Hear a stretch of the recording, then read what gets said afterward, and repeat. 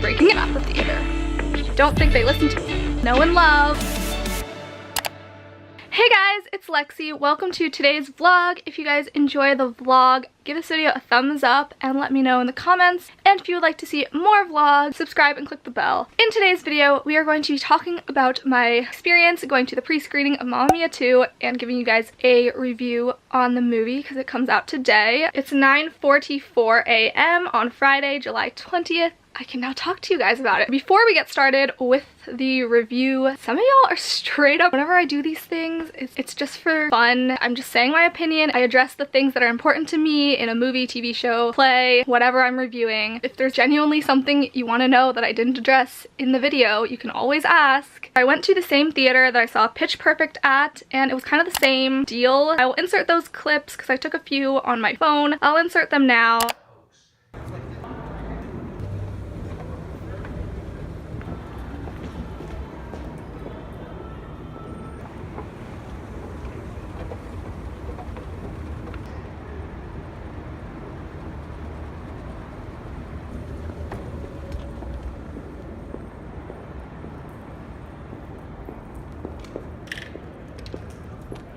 There's like no line this time. It is 5:42 and I'm at the theater. It doesn't start until like 7:30.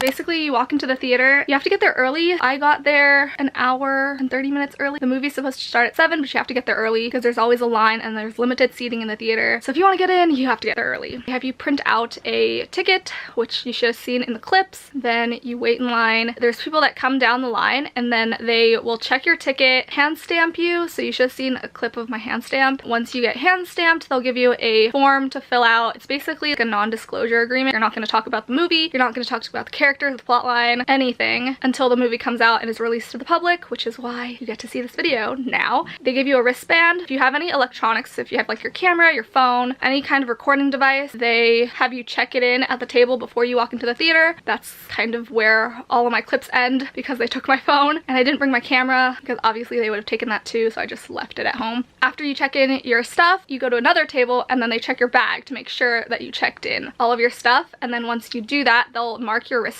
So they made like a little Sharpie line on my wristband to show that they'd already checked me out. Then they have another guy with one of those, like a metal detector kind of thing. They have them at the airport. They did that for me and then I was good to go and I got in and I got to get a seat. Just sit there and wait for the movie to start, basically. You could go in and out, so I went to go get a hot dog and a drink, do things before the movie started. I didn't have anything. Usually I play with my phone, but they took my phone. So once the movie started, there was a person that came out and they were like, "Thank you for coming to this screening." She had her whole speech about how the audio is not 100% there. It's like a rough draft. The person in Pitch Perfect 2 did that as well. I'll link those videos in the description because I talk about it in more detail. The movie started. So it started with, it was like a drone shot, I think, and it zoomed in on the church that's up on the hill. So if you guys saw the first movie, you know that Sophie got married in a church that's way up on some hill on that island. They start with a drone shot and they zoom in onto that. There's a little balcony area surrounding that church and it shows Sophie in all black. Her mom died. Now they're going back to how everything started with Donna and the Dynamos, and then she met the 3 guys. If you don't know any of this, if you don't know what I'm talking about, you have to see the first one because it's probably not going to make sense to you if you haven't seen the first one and then you go to see the second one, which I don't know why you'd be seeing the second one if you haven't seen the first one. But anyway, she sings, I forget, she sings a couple lines from one of the first songs from the first movie, and then it cuts to young Donna at school. She goes to Oxford, apparently. That kind of startled me because I was like, when did they talk about her going to Oxford in the first movie? I was not aware. It's at her graduation ceremony, so it's like right when she graduates college, I guess, is the troublemaker. She's the valedictorian, so she has a speech, and so she's up there doing her speech thing, and then she takes off her graduation robe and she starts singing this song which I was just sitting there like, what's going on? Like, I don't remember anything else except for she says, "I kissed the teacher," and I was just like, oh my god. what is this movie? But it gets better. That first scene was like really just weird and like kind of threw me off. If you don't leave within that time, it's better. It's better. It gets better. Then they have that whole scene running around, dancing. You know how musicals go. They have their whole dance scene and like the big group scene and stuff. And then she comes back to her apartment that I'm guessing she shares with the other two girls who are part of her group, Rosie and then Tanya. She's like, I want to go travel the world. She goes traveling. According to the movie, she meets Harry first. They're in a restaurant. She's talking about how she wants to travel. She mentions the island Calicari. She's like, people say that if you get there, you'll fall off the edge of the earth or something. Starts singing. This is a musical. They have a whole dance sequence in the restaurant. So cute. She meets Bill. All of them are so cute. So many hot guys. He still has his boat. It looks the exact same. The same situation in the first movie where the two dads who missed the ferry, they miss the ferry to go to Calicari. They meet Bill the same way. And so she misses the ferry to Calicari. And so she meets Bill and he offers to take her there. They don't get involved at that time. And so she's on Calicari. She sees the inn wandering around. I think she's squatting in the place. Yeah, that's kind of illegal and called breaking and entering, but you know, whatever, it's a movie. So she stays there. Eventually she meets the woman who owns it. We meet the woman who owns it as well. Her son has a band and he's not that good. Young Donna is sitting there watching and she's like, thinks it's amazing, and she's like, I'm a singer, I want to do this. And so he's like, okay, let's see what you got. And so she gives her the mic, she starts singing, she gets the gig. So she invites her friends, Tanya and Rosie, and they come out to Calicari. They start performing at this little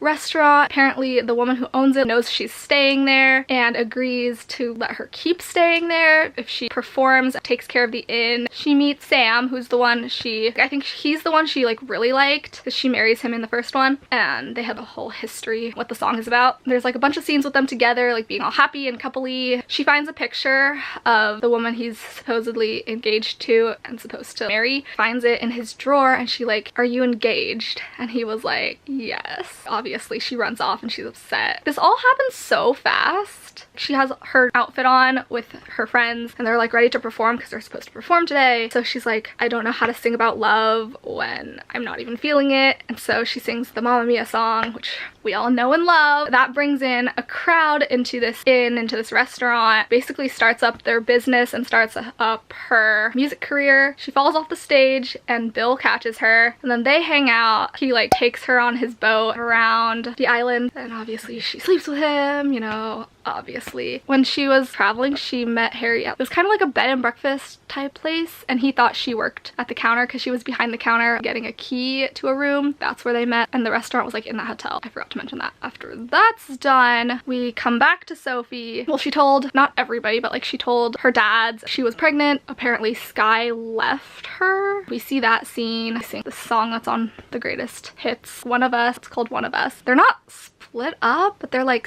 separated. It's very interesting, and she's pregnant and she runs off to, she's like running the inn now, and apparently Sky has this job in New York, kind of like a corporate job type thing. They're separated and it's really hard to do long distance and whatnot. The reason we all go back is because she's like, I'm pregnant and I'm in the exact same place my mom was and I don't know how to do this. That launches into the whole thing I just covered. After that, it goes back to Sophie. She's running the inn. They're having an opening. When a hotel opens, they have an opening party kind of thing to just welcome new people to the inn and all their guests. The weather is not cooperating. Eventually they get it all sorted out during the party.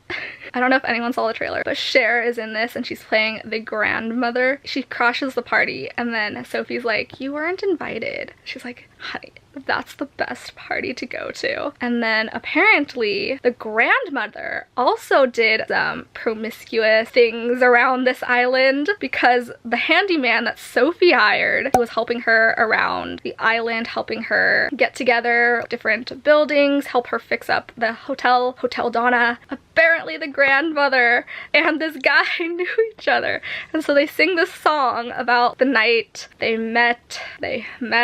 It's the Fernando one, and so they have fireworks in back of them, and it was very cute. Sky comes in and he's like, I'm not going to leave you. I'm ready to do this with you. He's like gonna run the inn with her, I guess. I don't think it was really addressed. After their little party, she has the baby and then she's like, I feel ready to do this. They're back at that church up on the hill and she has the baby. She's had the baby already, and so she's holding the baby. She's walking down the aisle, and since her mom is dead, this is the one scene that Meryl Streep is in, and it's not a flashback from the trailer. Previously, I thought they were all flashbacks, but apparently there's the one scene, and that's literally it. That's her only scene in this whole movie. She's like standing at the end, because it's like a long pathway toward the front of the church. Her mom is standing there like watching her with the baby while the person's saying the blessing. The ghost of her mom is standing next to her, and she's like I think she says this before or after, I know my mom is with me, I know she's supporting me, and that's kind of the end. And then it pans out into like a landscape shot on a drone. It looks really cool. They're like in such a beautiful place and they like show the landscape a lot. Wonderful. I thought it was really good. I thought everybody, all the actors did a really good job. It was very entertaining. It went fast enough. Like I didn't feel any real lulls, even with all the B-roll shots of them being all coupley and stuff. If you don't like romantic comedies, I don't know why you'd be watching this. After the movie, they gave me a sheet, like Pitch Perfect, gave me a sheet and asked me to answer all the questions on the sheet. So basically they would ask, what did you like, what you didn't like, what did you find confusing, did you think it lagged, what were your favorite scenes, and they asked me to rate each person's performance. I rated them all 5s or whatever the highest number they had on the sheet was. I rated them pretty high. I thought they did a good job. Overall, I thought it was very good. I liked the storyline. I thought it was very interesting, going back into Donna's life and seeing how she came about, all of the things. I thought it was really good. I thought it was really well done. Lily James did a very good job as young Donna. I had no idea she could sing like she can, and she sounds really good. The only thing that confused me was that opening scene at Oxford with the I kissed a teacher thing. That was a little weird. It definitely gets better. That thing just freaked me out a little bit. I don't know. I was like, oh my, you're not supposed to do that. Like teacher-student relationships are frowned upon, and I was just like, ugh. Like I didn't know what to do. And I don't know if anyone else in the theater knew what to do. I mentioned that on my sheet, but I don't think they listened to me because the trailer still has those scenes in it. In certain trailers, it has it. Yeah, I don't think they cut that out. I would love to see it again.